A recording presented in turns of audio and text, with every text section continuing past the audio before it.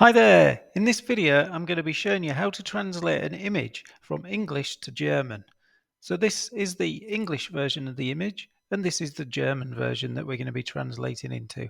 As you can see, the text is pretty much matched and in the same position and size and font.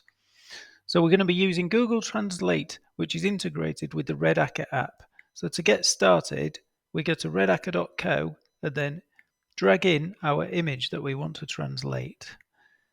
You can see that it's put black boxes around the text that it's recognized. So we're going to send everything for translation in this case, so we just click confirm. You have a choice whether to use Google Translate or human translation. The app integrates with a service called Genga, which have hundreds of qualified, experienced, real translators on standby to do the translation if that's what you want. For demonstration purposes in this video, I'm just going to be using Google.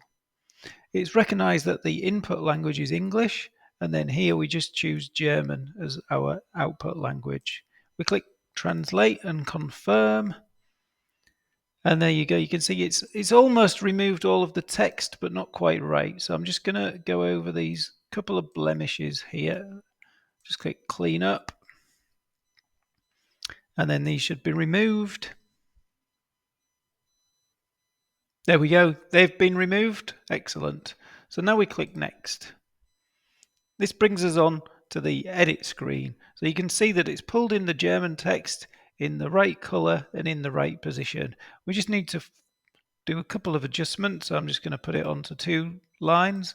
We can compare with the original. We see that the headline is a bit smaller, so I'm just going to make that a bit bigger, up to 90.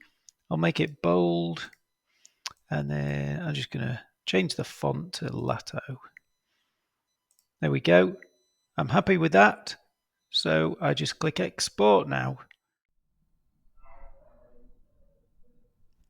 Get started with 5 free credits. Visit redaka.co.